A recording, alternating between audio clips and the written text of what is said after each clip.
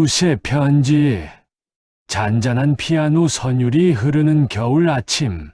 68세 정순태는 오늘도 현관문을 열었다. 퇴직 후 홀로 사는 이 낡은 단독주택이 그의 전부였다. 아내는 3년 전 세상을 떠났고 외아들은 미국에서 가정을 꾸렸다. 전화는 명절 때 한두 번이면 전부였다. 노인은 외로웠지만 외롭다고 말하지 않았다. 순태의 하루는 정해진 루틴으로 채워졌다. 아침 신문, 점심 산책, 오후의 옛 사진들. 말 한마디 없이 하루가 지나가는 날도 많았다. 그에게 유일한 낙이 있었다. 옆집 청년 민수와의 짧은 대화였다. 아저씨, 오늘도 춥죠? 따뜻한 차 한잔하세요. 민수는 6개월 전 이사 온 29살 청년이었다. 무거운 짐을 날라주고 보일러를 점검해주고 일주일에 두세 번은 차를 마시며 이야기를 나눴다. 때로는 동네 슈퍼에서 장을 받아주기도 했다.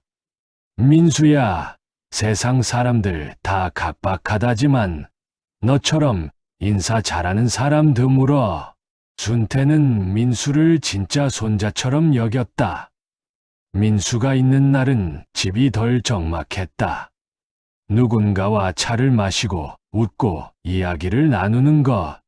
그것만으로도 충분히 행복했다. 아이고, 아저씨 덕분이죠. 뭐라도 필요하시면 언제든 말씀하세요. 민수는 늘 웃는 얼굴이었다. 하지만 가끔 그의 눈빛 깊은 곳에 어떤 그림자가 스쳐 지나가는 것 같았다. 그때는 몰랐다.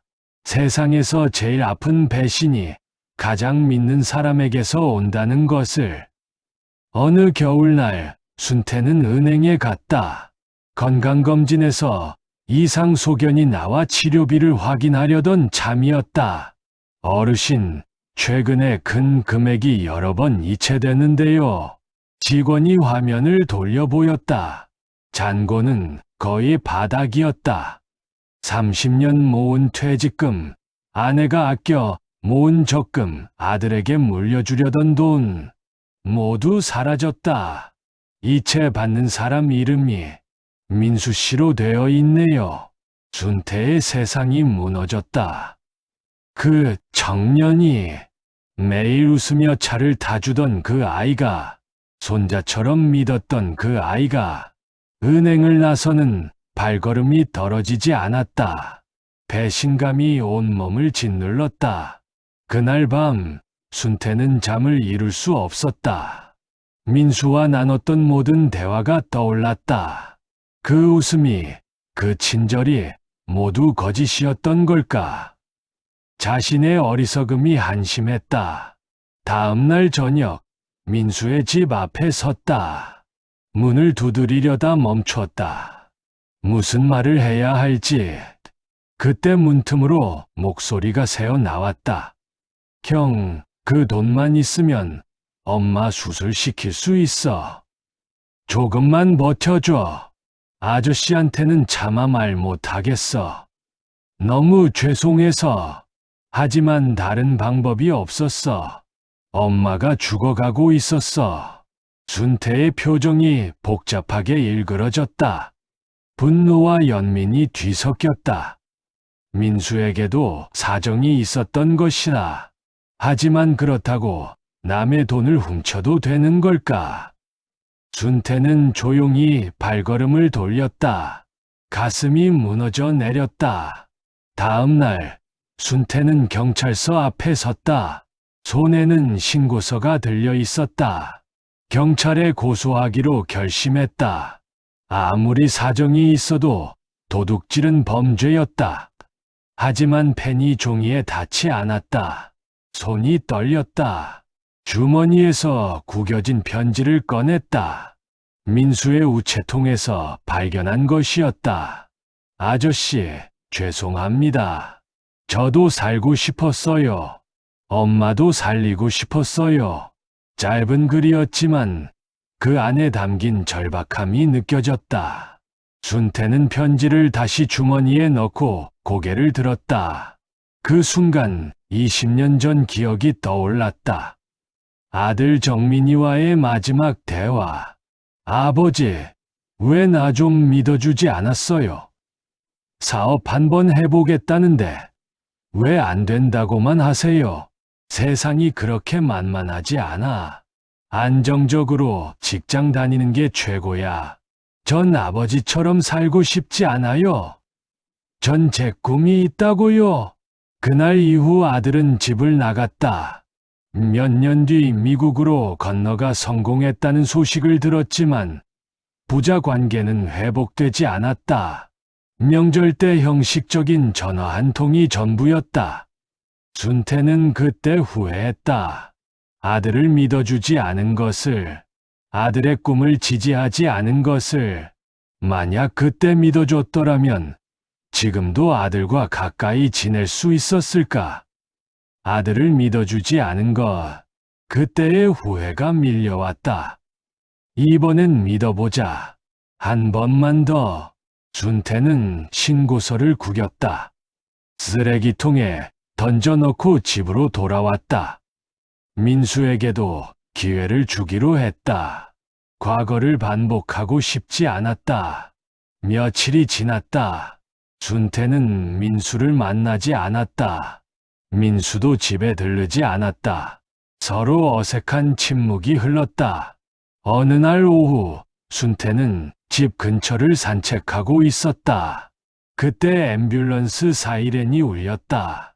민수의 집 앞이었다. 무슨 일이야? 순태는 급히 달려갔다. 응급요원들이 들것에 누군가를 싣고 있었다. 민수였다. 민수야, 민수야. 의식 없는 민수. 얼굴이 창백했다. 순태는 급히 뒤따라갔다. 병원 응급실. 순태는 복도를 서성이며 기다렸다. 얼마나 시간이 흘렀을까? 의사가 나왔다. 간, 이식, 수술 후유증으로 심한 합병증이 왔습니다. 상태가 좋지 않습니다. 간 이식이요? 민수가 간 이식을 받았다고요? 아, 네. 한 달 전 수술했습니다. 그런데 기록을 보니 기증자가 정순태 씨시던데요. 혹시 환자분과 관계가? 순태는 귀를 의심했다. 저요. 제가 기증자라고요? 네, 맞습니다. 생체간 이식입니다. 어르신도 위암 3기로 긴급 수술 받으셨고요. 민수 씨가 보호자로 서명하셨네요. 위암 3기.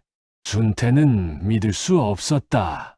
자신이 위암이라는 것도 수술을 받았다는 것도 전혀 기억이 없었다. 그 순간 모든 퍼즐이 맞춰졌다. 민수가 훔친 돈은 자신을 위한 것이었다. 건강검진 결과를 몰래 확인하고 순태가 모르는 사이에 수술비를 마련했던 것이다. 1시간 뒤 순태는 중환자실 유리창 너머로 민수를 볼 수 있었다. 각종 의료기기에 연결된 채 누워있는 민수. 그의 얼굴은 너무나 평화로워 보였다. 간호사가 들어가도 된다고 했다. 순태는 떨리는 발걸음으로 민수 곁으로 다가갔다. 민수야. 민수가 희미하게 눈을 떴다. 순태를 보자 눈에 눈물이 고였다. 아저씨, 죄송해요. 목소리가 거의 들리지 않았다. 아니야, 미안한 건 나야. 내가 왜 그랬는지 이제야 알았어. 민수가 힘겹게 웃었다. 아저씨, 몰래 해야 받을 것 같지 않아서요. 검진 결과 봤을 때 너무 놀랐어요. 이대로 두면 돌아가실 것 같았어요. 그래도 내 돈을, 제 엄마도 같은 병으로 돌아가셨어요. 제가 돈이 없어서 치료를 못 받게 했거든요. 아저씨는 그렇게 보낼 수 없었어요. 준태의 눈에서 눈물이 흘러내렸다. 배신이라고 생각했던 그 행동이 사실은 가장 큰 희생이었던 것이다. 고맙다. 민수야, 정말 고맙다. 아저씨. 오래 건강하게 사세요. 약속. 민수의 목소리가 점점 작아졌다. 준태는 민수의 손을 꼭 잡았다. 며칠 뒤 민수는 기적적으로 회복했다. 의사들도 놀랄 정도로 빠른 회복이었다. 준태는 매일 병원에 찾아가 민수를 돌봤다. 아저씨, 이제 괜찮으니까 집에 가세요. 안 돼. 내가 나를 살렸는데 내가 너를 안 돌보면 되겠어. 두 사람은 진짜 가족처럼 가까워졌다. 준태는 민수에게 자신의 과거 이야기를 했다. 아들과의 관계, 아내와의 추억, 혼자가 된 후의 외로움. 민수도 자신의 이야기를 들려줬다. 어릴 적 아버지를 잃은 것, 혼자 어머니를 간병한 것, 그리고 어머니를 떠나보낸 슬픔. 민수야, 나 한 가지 부탁이 있어. 네, 아저씨, 앞으로 우리 같이 살자. 나도 외롭고 너도 혼자잖아. 민수의 눈에 다시 눈물이 고였다. 정말 괜찮으세요? 괜찮고 말고. 넌 내 목숨을 살린 은인이야. 당연히 같이 살아야지. 그날 두 사람은 진짜 가족이 됐다. 겨울이 깊어졌다. 함께 식사하고 함께 웃는 날들이 이어졌다. 어느 날 우체통에서 편지를 발견했다. 미국에서 온 것이었다. 아들 정민이가 보낸 편지였다. 아버지, 오랜만에 연락드립니다. 이번 크리스마스에 한국에 가려고 합니다. 아이들도 할아버지를 뵙고 싶어 합니다. 괜찮으시다면 함께 시간을 보낼 수 있을까요? 준태는 미소를 지었다. 20년 만에 아들이 돌아온다. 손주들과 함께. 민수야, 큰일 났다. 크리스마스에 아들이 온대. 정말요? 와, 좋겠다. 너도 만나야지. 우리 이제 가족이니까. 크리스마스가 다가왔다. 준태와 민수는 함께 집을 청소하고 음식을 준비했다. 오랜만에 북적이는 집안 분위기가 좋았다. 크리스마스 이브, 현관 초인종이 울렸다. 아버지, 정민아, 잘 왔다. 부자는 오랜만에 포옹했다. 어색했지만 따뜻했다. 아버지, 그동안 정말 죄송했습니다. 제가 너무 고집만 부렸어요. 아니야, 나도 미안하다. 널 믿어주지 못해서. 손주들이 할아버지를 보며 수줍게 웃었다. 준태는 아이들을 안아주며 눈물을 흘렸다. 저녁, 식사 자리. 준태는 민수를 소개했다. 정민아, 이 친구가 민수야. 나. 민수가 아니었으면 지금 이 자리에 없었을 거야. 준태는 그동안 있었던 일을 들려줬다. 위암 진단, 민수의 희생, 그리고 새로운 가족이 된 이야기. 정민은 민수에게 깊이 고개를 숙였다. 정말 감사합니다. 아버지를 살려주셔서. 아닙니다. 아저씨가 제게 더 많은 것을 주셨어요. 그날 밤, 네 세대가 한자리에 모였다. 준태와 정민, 민수와 손주들. 오랜만에 집안이 사람들로 가득 찼다. 웃음소리가 끊이지 않았다. 새해 겨울 새벽, 순태는 산책을 나갔다. 민수의 옛집 앞을 지나다 우체통에 편지가 꽂혀 있는 것을 발견했다. 아저씨께. 검진 결과를 봤을 때 정말 놀랐습니다. 하지만 제게는 돈이 없었습니다. 그래서 용서받지 못할 짓을 했습니다. 아저씨는 저를 용서해 주셨습니다. 가족이 되자고 하셨습니다. 그날 깨달았습니다. 진짜 가족은 피가 아니라 마음으로 맺어지는 것이라는 걸. 제가 훔친 돈은 제 욕심을 채운 게 아닙니다. 아저씨의 시간을 더 선물하고 싶었습니다. 아저씨가 아드님과 화해하시고 손주들도 보시고 행복한 노년을 보내시길 바랐습니다. 엄마는 제 손을 잡고 편히 갔습니다. 하지만 전 아저씨를 그렇게 보낼 수 없었습니다. 이제 저도 바르게 살겠습니다. 아저씨가 가르쳐 주신 것처럼 누군가를 믿고 기망이 되는 사람으로. 세상 끝까지 감사합니다. 민수 올림. 순태는 편지를 읽으며 눈물을 흘렸다. 그리고 조용히 웃었다. 하늘에서 첫눈이 내리기 시작했다. 그래, 이번 겨울은 정말 따뜻하구나. 순태는 편지를 품고 집으로 돌아갔다. 창문 너머 민수가 아침 준비를 하고 있었다. 민수야, 밥 먹자. 네. 아저씨. 집 안에서 웃음소리가 들렸다. 따뜻한 햇살이 창문을 통해 들어왔다.